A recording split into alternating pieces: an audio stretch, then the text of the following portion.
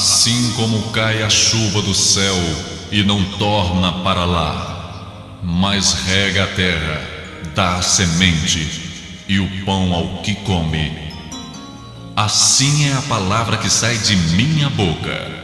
Não volta para mim vazia, mas realiza aquilo para o que foi enviada. A partir de agora, você vai ouvir uma palavra que pode mudar completamente sua vida. O vazio, a solidão, a angústia, a falta de paz. Tudo de ruim que sucede em sua vida nesta mensagem, Deus irá mudar e trazer até você paz, alegria, saúde e salvação eterna em Cristo Jesus. As páginas sagradas da Bíblia se abrem agora diante de você e através do missionário Deovan Lima, ouça uma palavra da boca de Deus. Muito bem, conforme eu disse a você agora há pouco, o assunto que eu quero abordar e refletir com você na tarde de hoje é de extrema importância. Lembrei a você agora há pouco da necessidade de conhecermos a verdade, de que a nossa vida cristã ela não é comparada em momento algum a um poço, a um punhado de água estagnado na beira de um asfalto, criando larvas e abrigando o mosquito da dengue. Não. Mas um rio que corre. Ou seja, nós somos chamados a conhecer e a prosseguir no conhecimento do Senhor. Precisamos crescer na nossa estatura. Como uma criança que nasce, um bebê espiritual. Ele não pode ficar bebê espiritual a vida inteira. Precisa ter crescimento. Não é? Como eu lembrei a você, Paulo falou sobre o alimento sólido. Que nós não podemos ficar tomando leite espiritual a vida inteira. Nós precisamos penetrar nos meandros e nas profundezas das revelações de Deus e conhecermos e prosseguir nesse conhecimento para o nosso próprio bem. A Bíblia Sagrada diz que o povo ele é destruído, o povo de Deus ele fala assim, o meu povo está sendo destruído, e ele fala isso para os sacerdotes. Ele diz, porque está faltando a eles conhecimento da minha palavra, conhecimento de quem eu sou, de como as coisas são no meu coração, de como é o meu caráter, a minha maneira de agir e a minha forma de operar. Pela falta de conhecimento disso, o povo perece, o povo sofre, o povo fica oprimido, o povo fica enfermo, o povo entra em miséria, em degradação moral e por aí vai. Não. Então, isso é uma coisa muito importante. E hoje eu quero meditar um pouco com você sobre um aspecto que muitas vezes ele é um objeto de extremismos. E uma coisa eu quero dizer para você logo de princípio, em nossa reflexão de hoje. Grave no teu coração. Toda forma de extremismo é diabólica. Uma vez eu ouvi uma frase que me levou a refletir e a pensar. Essa frase, ela diz o seguinte: o cristão muitas vezes se compara a um bêbado, um cara alcoolizado em cima de um cavalo que está em trote. Ora ele pende para um lado e ora ele pende para o outro lado. Ele vai acabar despencando, caindo e se machucando todo. Nós temos que alcançar uma posição de equilíbrio, de maturidade, de discernimento das coisas ao nosso redor. Paulo certa vez repreendeu a igreja dizendo: vocês parecem menino levado por todo lado por qualquer tipo de vento de doutrina. Vocês não têm firmeza alguma, vocês não têm solidez debaixo dos pés de vocês. Qualquer pseudo-profeta que se levante e começa a dizer alguma coisa, começa a falar que recebeu uma revelação, que viu um anjo, que teve um sonho, não sei o que, desequilibra a vida de vocês e tira vocês do foco, e tira vocês do alvo. Paulo estava dizendo: vocês não podem ser assim, como crianças, inconstantes, meninos, levados para todo lado. Qualquer tipo de vento que surge de uma nova revelação, um novo feito espiritual, e vocês se deixam levar por isso. Então nós somos exortados a isso, a esse equilíbrio, a essa maturidade, não é? Para que não venhamos ter problemas graves, porque o diabo trabalha nesses extremismos. Quando a pessoa pende para um lado ou pende para o outro, isso você pode dar o nome a fanatismo.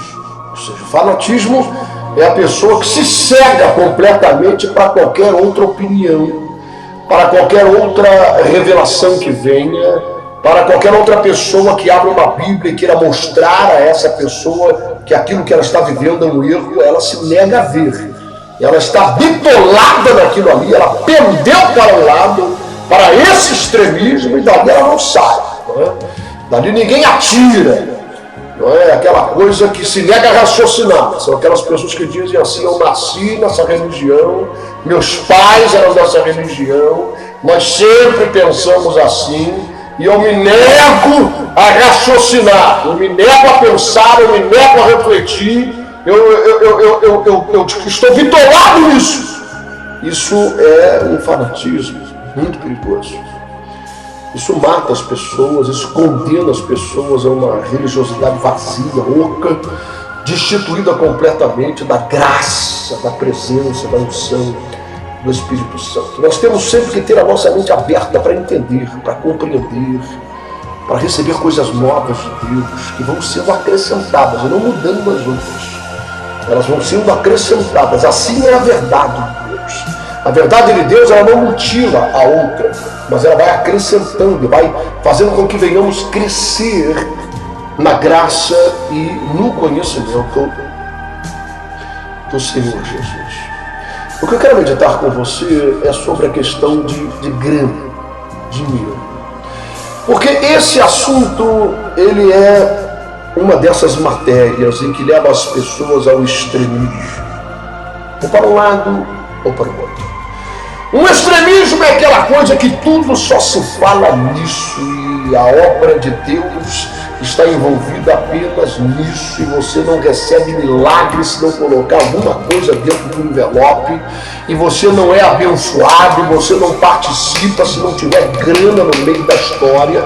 Ou seja, todo tipo de revelação, todo tipo de consagração, como Paulo disse: rogo-vos, irmãos, que apresenteis os vossos corpos como um sacrifício vivo, santo e agradável a Deus. Todo tipo de santificação ou de purificação, enfim, tudo isso perde o valor, e a grana está na frente, é o dinheiro que vale. Ou seja, não se doutrina o povo, não se ensina a eles o que significa a santificação e essa separação das coisas do mundo. Não se exorta, não se doutrina, não se ensina, não se discipula. A única questão é grana, é dinheiro, é colocar no envelope, é participar de uma campanha para que você receba isso e receba aquilo outro, e depois mais aquilo outro, e que você traga o seu dízimo, e que você se envolva em todas aquelas mensagens que são trazidas e pregações que são feitas dos púlpitos, mas todas elas trazem lá no seu íntimo, às vezes oculta e camuflada, alguma coisa que venha forçar, indiciar, provocar no coração daquelas pessoas que ouvem o espírito da ganância. Ou seja, elas não ofertam por amor, Elas não ofertam por consciência de que nós não temos nada. Não temos nada. Tudo que está em nossa posse, que está registrado no cartório em nosso nome, não é? Ou no Detran em nosso nome, tudo que nós temos, a nossa roupa, tudo, joias, tudo, sapato, meia, tudo que você tem, que eu tenho, isso são coisas passageiras, nós não temos nada, não é? E a Bíblia nos exorta a honrarmos o Senhor, mas é para honrar, não é para receber sem ver, não é esse o pensamento. Não é essa a motivação de alguém trazer ao altar de Deus uma oferta, tanto que você observa que a palavra de Deus, ela te orienta o seguinte: se você trouxer a tua oferta, foi Jesus quem disse isso, se você trouxer a tua oferta no altar, mas se você se lembrar que você tem algo contra o seu irmão algo contra você, então você não leve a sua oferta ao altar, vá lá primeiro, conserta com o teu irmão. Você vê que a importância que existe da questão do caráter, não é? Aqui de dentro, sabe por quê, meu irmão? Vamos ser franco e honesto, sincero, vamos raciocinar. Deus é dono, verdadeiramente Ele é dono de todo o ouro e toda a prata, todo o diamante, toda a pedra preciosa, tudo é dele, tudo foi criado por Ele, nós não somos nada e não temos nada, nossa vida aqui é passageira, como um vapor, que hoje existe, amanhã já não existe mais. De que adianta nós acumularmos bens nesse mundo? Vai ficar tudo para os outros. Então o que Deus quer é abrir a nossa mente. Não é que Ele não queira nos abençoar, não é que Ele não possa até nos enriquecer, não, de forma alguma. A Bíblia diz que se as riquezas aumentam, não devemos pôr nelas o nosso coração. Ou seja, o principal é termos uma mente aberta, um entendimento, uma compreensão realmente de que essas coisas são passageiras e que nós devemos honrar a Deus. E que nós devemos administrar o que temos de forma que o nome do Senhor seja glorificado, que nós não venhamos ter apego ao dinheiro, seja pouco, seja muito, seja mais ou menos. Porque a Bíblia Sagrada diz o seguinte, Jesus disse isso: olha, ninguém vos engane. Ele disse para João, lá naquela ilha, a Patmos, lá no mar Egeu, onde João estava preso, lembra disso? Escreveu o Apocalipse? Pois é. Jesus disse assim: ninguém engane-se. Nem os sodomitas, nem os efeminados, nem os que amam e praticam a mentira. Olha só. Nem os idólatras e nem os avarentos. Olha, botou o avarento no meio dessa corja. Herdarão o reino dos céus, eles não entrarão lá. Ora, então quando nós vemos Jesus colocando um avarento no meio dessa história, ele está falando sobre grana, ele está falando sobre dinheiro, ele está falando sobre patrimônio, ele está falando sobre bens. Eu e você conhecemos a história daquele sujeito rico que queria entrar no reino dos céus. Você lembra perfeitamente da história, não é? Foi quando Jesus, conhecendo o coração do rapaz, não é? Isso não quer dizer que Jesus manda que todas as pessoas vendam tudo que tem, Deus pode, para poder entrar no céu, não é isso. Mas para poder entrar no céu, o teu coração tem que estar rendido verdadeiramente a Ele. E para estar rendido realmente a Ele, ou seja, Ele é o principal na sua vida. Você ama mais a Ele do que o seu pai, a sua mãe, a sua mulher, os seus filhos, ou do que a sua própria vida, mais do que o seu dinheiro, mais do que o seu patrimônio, mais do que o seu salário, mais do que os seus projetos de vida, mais do que tudo. Isso é o principal. Porque Ele é que é o abençoador. Ele não quer que você viva em miséria, né, pedindo esmola e catando comida nos lixões da cidade ou nas latas de lixo do supermercado. Não é isso, de forma alguma, pelo contrário. A vida de um homem de Deus, a Bíblia diz que com Deus, o homem que anda com Deus, ele anda em honra. Porque com Deus há honra e há provisão e há riqueza. Então, a questão é essa. São esses extremismos. O extremismo é aquele que você debanda para um lado e que falar nesse assunto, você nem toca nisso comigo, eu não quero nem saber, todo pastor é ladrão, é vagabundo, tá juntando, quer pegar a minha grana, eu não quero nem saber desse assunto, negócio de dízimo, isso é do capeta, negócio de oferta, não vou ofertar nada. Se Deus quiser me dar, Ele dá, mas eu não entrego um centavo na obra, na igreja, eu não faço nada. Eu já tenho a minha conta de água, de luz, de telefone, meu carnê da Casa Bahia, fiz uma compra na Americana, tenho que pagar um monte de coisa, eu não quero saber desse negócio. Isso é tudo pastor ladrão. Esse é o extremismo. Não é? Ah, mas não tem pastor ladrão? Tem um monte. Assim como tem médico ladrão, tem advogado ladrão, todos os níveis, camadas da sociedade, tem político ladrão, não quer dizer que todos sejam. Cabe a nós discernirmos quem é verdadeiro, quem é autêntico, quem prega a verdade, quem é profeta de Deus e quem é falso profeta. Você tem que discernir, irmão. A sua mente não é uma mente do chimpanzé, do macaco, do orangotango, você tem cérebro. A Bíblia te exorta e exorta a mim a discernirmos os falsos profetas. E o Senhor disse que é pelos frutos, é aquilo que sai de dentro dele, é como uma árvore. A árvore produz o fruto que a sua essência traz. Se é um limoeiro, não vai sair laranja, porque na essência dele está produzindo limão. Não é? Então, o que vai ser produzido é o que está na essência dessa pessoa, é o que sai de dentro dela, é o que ela prega, é o que ela fala. Aonde essa mensagem quer te levar? É a santificação, porque sem ela ninguém verá a Deus. É se tornar um discípulo, é a renúncia, porque o Evangelho de Cristo é evangelho de renúncia, não é evangelho de conquista e ganho. É buscar o reino dos céus e a sua justiça, porque o Evangelho de Cristo ele não se direciona àquelas coisas que são banais, que são secundárias, que são passageiras, que são meramente acrescentadas em nossa vida e que não são primordiais.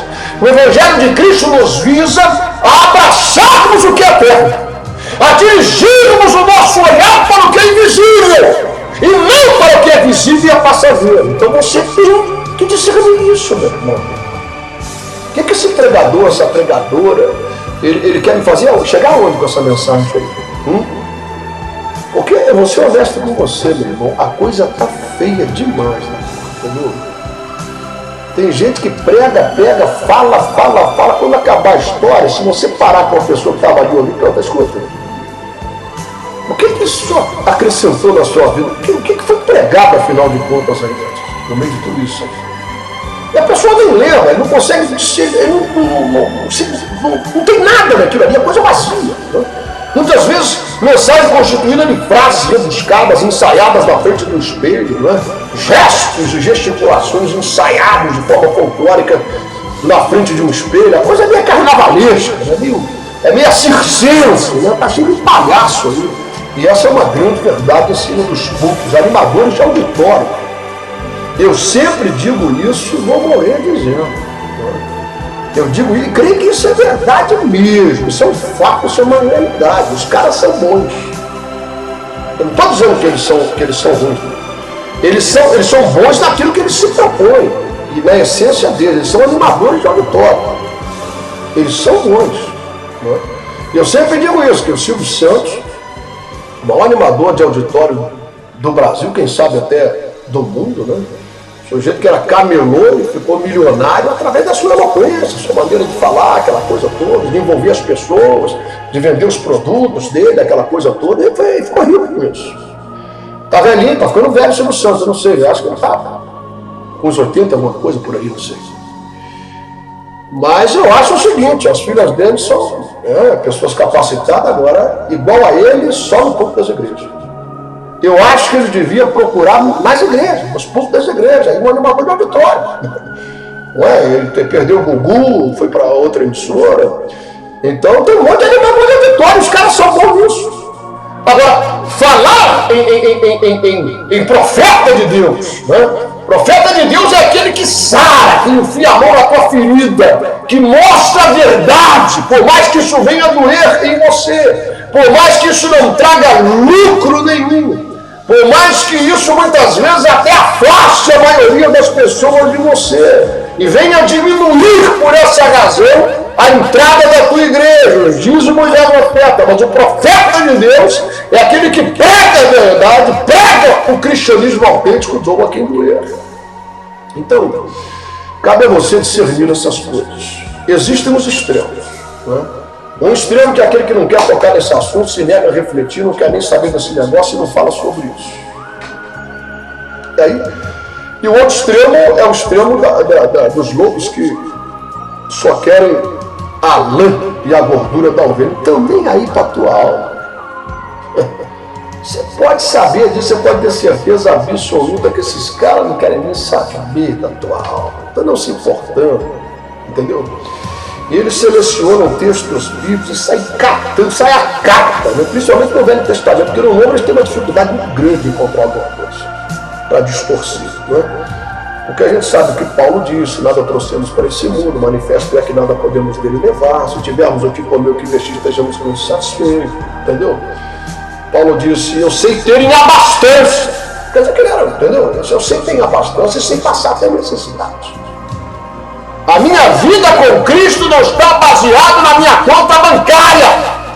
A minha vida com Cristo não está firmada e alicerçada na minha charrete. Se é uma charrete importada, romana, se é uma charrete 0 kg. Não, eu tudo posso naquele que me fortalece. Eu sei ter em abastança e sem até passar necessidade. Eu posso qualquer situação, eu vivo qualquer circunstância, desde que Ele esteja comigo, porque Ele é a minha força. E Ele é a minha fortaleza. Agora, nós precisamos achar o ponto de equilíbrio dessa história. Não é nem a coisa de dizer que tudo isso é coisa de ladrão e que você não se envolve com essa coisa, você não quer nem saber disso. Não é isso. E também não é essa coisa exagerada, não é? Essa coisa de que tudo tem que ter um envelope na frente. Isso é um troço cansativo, enjoado e, para falar a verdade, até nojento, viu? E tudo se envolve, a coisa parece meio comercial, né? Parece que Deus está vendendo um milagre, tá? E ali abriu uma conta no Banco do Universo, está pegando o dinheiro de todo mundo e dando milagre à conta direita para pegar a grana do povo e juntar em algum lugar, né? Isso não vale nada para Deus. O que vale essa coisinha, esse dinheirinho, essa notinha? Isso não tem valor nenhum. Nada. O que vale para Deus é a fidelidade. O que vale para Deus é honra ao nome dele.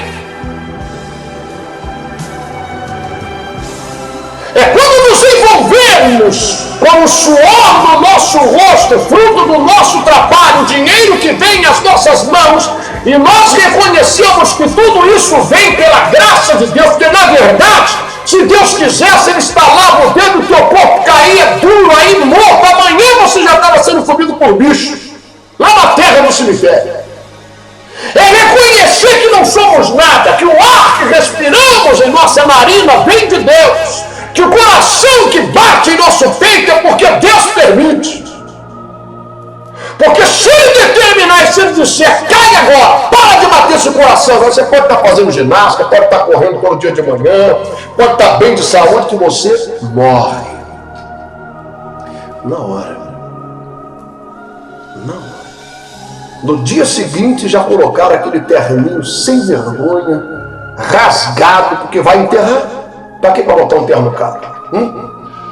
Pega aquela gravatinha que você não gosta, coloca no teu pescoço amarrado, entendeu? Cruza as tuas mãozinhas em cima do peito e enche de flor em volta. Olha só, tá vendo? Então é o seguinte, o que nós precisamos entender é isso, e você vê isso desde Caim de Abel. Essa história é antiga. Você conhece a história que Caim, ele matou Abel. Isso é velho, não é? Mas é para os dias de hoje. É honra a Deus. Caim ficou furioso, porque Deus abençoou Abel. E não o abençoou, ele não recebeu sua oferta, porque ele trouxe um matinho velho das verduras que ele plantava. Ele deve ter raciocinado assim, vai queimar mesmo, para botar no fogo, para oferecer a Deus, eu vou pegar essas verduras que estão bonitonas ali. Não vou, aquilo ali eu vou comer. Eu vou pegar aquela que está meia murcha do sol, tem uma lagarta que andou por ali comer, eu vou pegar aquela coisa ali, vou botar no fogo e oferecer a Deus. Já que tem que sacrificar, já que tem que apresentar um sacrifício, né? Então ele ofereceu qualquer coisa. Já Abel não, ele foi no rebanho, escolheu a melhor, pelo mais bonito, a mais graciosa, a mais forte. Essa aqui, essa representa o meu louvor a Deus. Essa representa a minha adoração a Ele. E eu quero entregar a Ele como sacrifício, dizendo que eu reconheço nisso que é Ele que me dá todas as coisas. Isso agrada a Deus. Ele foi abençoado, o irmão dele não. E aí Deus veio falar com Caim e disse: por que você está nervoso, está com raiva, está furioso porque eu não te abençoei? Mas você sabe que eu não te abençoei? Isso é consequência das tuas atitudes, das tuas ações. Se tu procederes como teu irmão procede para comigo, eu também te abençoarei. Toma cuidado, hein? Porque o pecado jaz à tua porta e está batendo. Cumpre a ti dominar os teus desejos. Cuidado com essa coisa. E o triste dele, o fim dele foi triste. Você sabe, conhece bem a história melhor do que eu. Ele não deu ouvido àquilo que Deus disse, continuou na mesma rebeldia, acabou matando.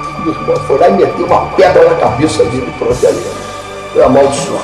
A coisa ficou feia do lado dele. Então, daí por diante você vê essa coisa acontecer. Agora me veio na memória nesse momento o rei Davi, um homem segundo o coração de Deus, e tem muitos exemplos da vida do rei Davi, mas um deles foi quando ele cometeu um pecado lá terrível. Ele sofreu demais por causa disso, e ele pediu perdão a Deus e queria apresentar a Deus um sacrifício, uma oferta que demonstrasse assim, o seu arrependimento, a sua gratidão, que ele não era nada, irmão. Ele era um pastorzinho de ovelha no meio do mato. Nem o pai dele, a mãe dele dava muito valor para ele, os irmãos dele também, ninguém dava valor. E Deus pegou esse rapaz e colocou ele no trono de Israel, encheu ele de ouro, de prata, das melhores vestes, deu tudo para ele. Mas às vezes o cara começa a perder o juízo, o raciocínio, a lógica das coisas. Começa a se encantar com as coisas, começa a achar que é o maior, começa a achar que é o bom. Aí é onde mora o perigo, né? Ele mandou contar o número de soldados, como se a vitória viesse a ele pelo número de soldados que ele tinha. A vitória veio por causa de Deus, na verdade. Mas aí ele foi comprar um terreno para oferecer, para montar o altar e oferecer o sacrifício. O súdito dele disse: não, Davi, pelo amor de Deus, você não vai me comprar nada. Que é isso? Não, eu vou te dar de graça, vamos no cartório. Vamos no cartório, eu vou transferir para o teu nome. Afinal de contas, meu irmão, ter um rei devendo um favor é uma coisa boa. Ele disse: eu não vou te vender não, eu vou te dar de graça. Vou passar no cartório no teu nome, estou te dando de graça. Mas é porque ele queria o quê? Que o rei ficasse devendo favor para ele, não é verdade? E Davi disse uma coisa: eu não darei a Deus aquilo que não me custe nada. Eu não vou apresentar a Deus uma coisa qualquer, algo que não me custou nada. Eu vou apresentar a Deus algo que tem expressão no meu bolso. E Davi foi um homem extremamente abençoado por Deus. Nós devemos honrar a Deus com a primícia de todas as nossas rendas. Isso eu estou citando a Bíblia, para quem não sabe. Com a primícia de todas as nossas rendas. E então se encherão os nossos lagares e transbordarão os nossos celeiros. Isso é uma promessa de Deus. Mas isso não quer dizer que você vá ofertar motivacionado por esse transbordar e por esse encher, ou seja, por ganância. Porque Deus ama é aquele que dá não por ganância, não para receber 100 vezes mais, mas Ele ama aquele que dá com alegria no coração, com a motivação correta, e que o nome do Senhor seja glorificado e exaltado. Lá em Malaquias há uma expressão muito forte quando Deus se dirige aos sacerdotes e a todo o povo por instrução. E ele diz assim: olha, vocês me chamam de Senhor e vocês me chamam de Pai. Mas se eu sou Pai, onde está a minha honra? E se eu sou Senhor realmente da vida de vocês, aonde está o temor que é devido a um Senhor, ao que tem governo? Onde está o temor? Porque olha, disse Deus, o que vocês trazem no meu altar para apresentar a mim. Observa isso. Apresenta aí ao teu governador aí, esse cara aí que é humano como vocês, é mortal como vocês, E se um mosquito da dengue morder ele está morto em 24 horas se for hemorrágica. Apresenta ele, nem ele vai se agradar nos tipos de oferta, quanto mais eu, disse ele, que sou o grande Senhor, o Deus, o Todo-Poderoso, Criador dos céus e da terra. A coisa é tão grave, meu irmão, minha irmã, é tão violento, é tão grave esse aspecto da nossa vida. Primeiro que Deus, ele é que repreende o devorador. Não adianta você ir a um pastor, um apóstolo, um bispo, a qualquer pessoa, um título que tiver, e com a tua vida financeira toda detonada e amarrada, e você chegar lá e diz, ora por mim para repreender o devorador. Pode se descabelar depois de tanto repreender o mal, que o bicho vai estar grudado no teu cangote. Sabe por quê? Porque a Bíblia diz que o devorador, o migrador, o cortador, esses demônios que atuam na área específica das tuas finanças,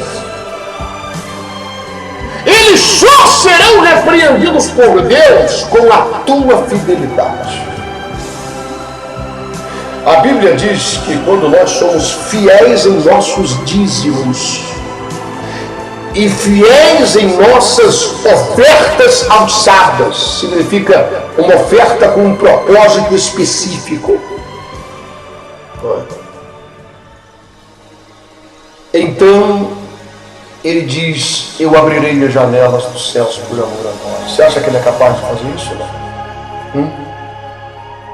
E por amor de vós, repreenderei o devorador, o migrador, o cortador.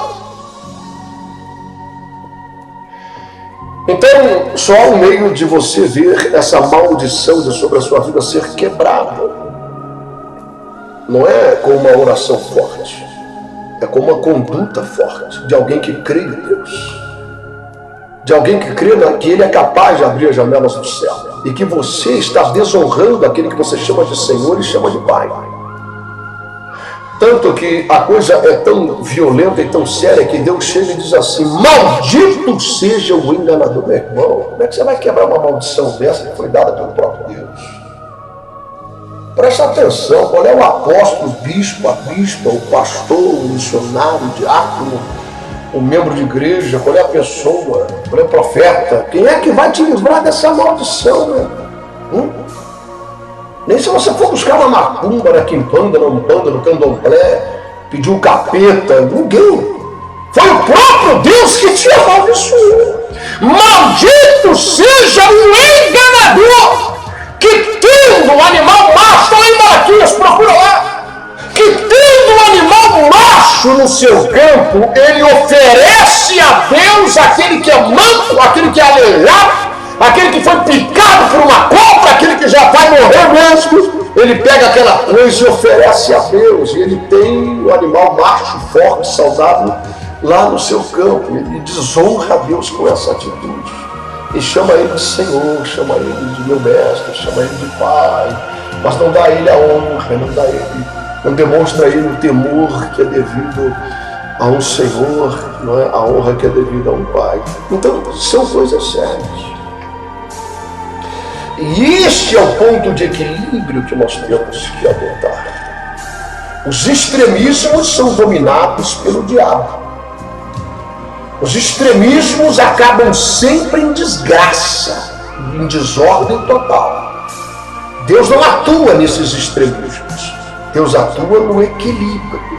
E é nesse equilíbrio que Ele quer trazer as nossas finanças, a nossa mente em relação ao nosso dinheiro, ao nosso patrimônio, aos nossos bens. Ele pode nos abençoar, multiplicar, transbordar, encher celeiro, fazer um monte de coisa. Mas a nossa motivação nunca pode ser essa. Porque se for, nós estamos longe, quilômetros de distância, da autenticidade, da revelação que Cristo nos trouxe acerca do relacionamento entre o Filho e o Pai. Que tipo de relacionamento Deus quer ter conosco? O que é que significa ser discípulo de Cristo? Ser discípulo de Cristo não é ter uma mente voltada para essas coisas. Não é? Eu ontem, na mensagem que preguei, lembrei a vocês a tentação do diabo para Jesus naquele deserto. Ele tentou fazer com que Jesus tirasse o seu olhar das coisas espirituais e se voltasse às coisas do seu umbigo, da sua necessidade. Se tu és o Filho de Deus, manda a pedra virar pão. Tu tens poder para fazer isso. E Jesus disse, nem só de pão viverá o homem, mas de toda palavra que sai da boca de Deus. A provisão material, o alimento, tudo isso Deus acrescenta em nossa vida, mas a Bíblia não se resume apenas nisso. Isso é um extremismo. Olha só. Isso é um extremismo. Servir a Deus não é só ficar olhando para o seu umbigo, não. Você tem que olhar para o seu próximo. Você tem que abençoar o seu próximo. Você tem que investir no reino dos céus. Você tem que se preocupar com a vontade do Pai, com vidas que estão perdidas, caminhando para o inferno. E você não investe nada em relação a isso. Você não move uma palha. Você é aquele cara da parábola dos talentos que não faz nada, que pega o talento, coloca no lenço, enterra e vai para frente no espelho ensaiar uma desculpa esfarrapada para ver se cola. Porque quando o teu Senhor vier, você vai dizer a ele, Senhor, eu tenho tanto temor de ti. Olha, eu tenho tanto temor. Aí você vai fazer aquela cara, ensaia no espelho. Olha aquela cara, eu tenho tanto temor que eu enterrei o teu talento, botei dentro do lenço e enterrei para não perder. E você conhece a história e sabe muito bem que o Senhor daquele homem, ele mandou que os seus conservos tirassem dele até aquele talento. Ele não apenas não recebeu nada, mas tirasse dele até aquele talento. E disse, porque eu vos digo, tirasse e entregasse ao que tinha 10. Hein? Ao que tinha 5, trabalhou, ganhou mais 5. Tinha 10, o outro trabalhou com 3, multiplicou, também tinha mais 3. Ele disse, tira o talento desse homem, entrega o que tem 10. Porque eu vos digo, aquele que tem ainda se acrescentará mais, ele receberá galardão. Mas aquele que não fez nada, até o que ele pensa ter, lhe será tirado. Que é a salvação. Então, meu irmão, minha irmã, o tempo acabou. E a gente, claro, isso é um assunto profundo, vasto, e a gente pode falar horas por isso aí. Mas tá bom. Por hoje chega. Um abraço a todos, reflita sobre essas coisas, hein? Deixa essa semente multiplicar, crescer no teu coração, criar raiz. Deixa o capeta te enganar, não. Essa história é séria demais. Essa história do nosso dinheiro, do nosso bolso, é coisa séria. Lembra daquela mulher dos 2 leptozinhos, que eu não posso falar, não tenho tempo mais. Mas que foi lá no gasofilácio e botou 2 moedinhas só. Para Deus o que importa é o que fica no bolso, não é o que é colocado lá. É se nós estamos honrando a Ele ou não. Então pensa nessas coisas, tá bom? Um abraço a todos, fica na paz e até amanhã, se Deus quiser.